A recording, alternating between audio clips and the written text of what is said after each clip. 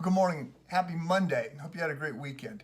We are returning to Hebrews chapter 2, and in fact, we're returning to verse 10. For it was fitting for him, God, it was fitting for him, for whom are all things, and through whom are all things, in bringing many sons and daughters to glory, you and I, perfecting us, to perfect the author of their salvation through suffering. The author being Jesus. And last week we noted that the word author in some translations, it's the founder or the pioneer or the captain. It's referring to different aspects of Jesus. It's a difficult Greek word to translate. But we are looking at this, this preemptive strike that the writer of Hebrews is establishing.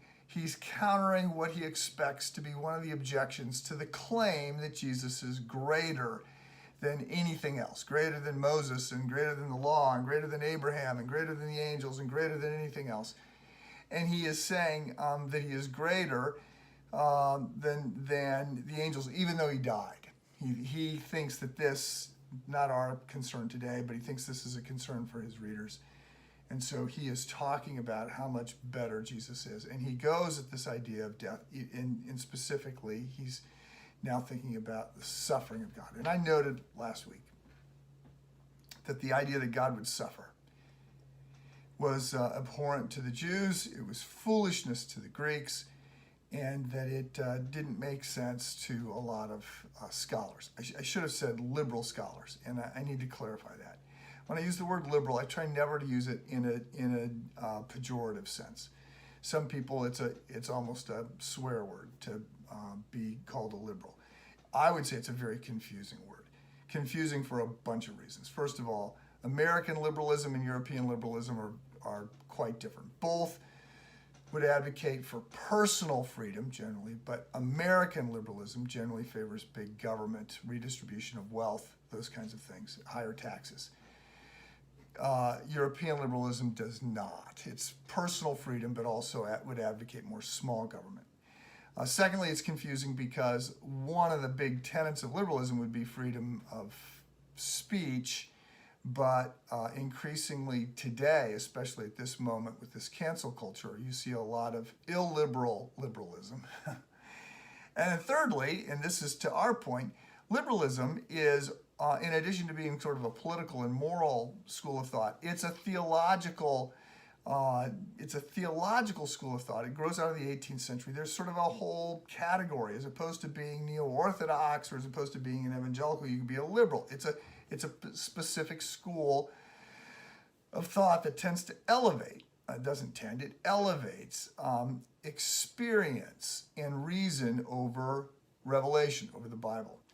And so some in that school would look askance at the idea that God the Son would bear the wrath for the sins of us, and that he would be punished. He would absorb from God the Father, he would absorb the wrath of God against sin. And they say this is cosmic child abuse. So look, it's a crazy idea, and I get it. We live in a world where nobody wants to suffer. And the idea that suffering could be a good thing is quite strange. But in my devotion this morning, I was reading Psalm 66. And verse 11 says, you brought us into prison, verse 10. For you, God, tested us, you refined us like silver. Being refined means to be melted down. There's obviously some hardship in that. And we don't like it, but it can be a good thing. So I just want to say, look, suffering, trials, hardships is a given in this broken world. We should expect it. Many people think that if I do God the favor of believing in him, he owes me a life free of suffering. That's never the deal. Never the deal. Never the deal. Jesus suffered. The disciples suffered. Saints through the ages have suffered. People are suffering today, all kinds of things, sometimes because of their faith in God. And Jesus told us, in this world you should expect, in this world I suffered, you should expect to suffer. So what we need to understand is suffering can be a pathway to growth. It doesn't always happen.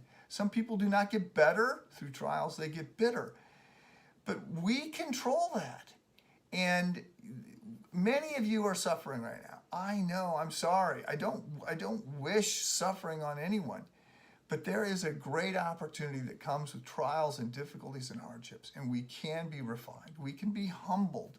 We can be refocused. Some of the things that might otherwise occupy our time and attention seem trivial in light of some of the suffering or pain we're experiencing. It draws us closer to God, makes us more dependent, makes us long for heaven. There's a lot of things that can come out of suffering, and so I just wanted to touch on that today. Jesus is perfected, the author of our salvation, the captain, the pioneer, the forerunner. It says he is perfected. He's further glorified because of suffering. Suffering can be a good thing. I hope you're not suffering today, but I hope that if you're suffering today, that you will choose to grow through it and not to become bitter. Have a good day.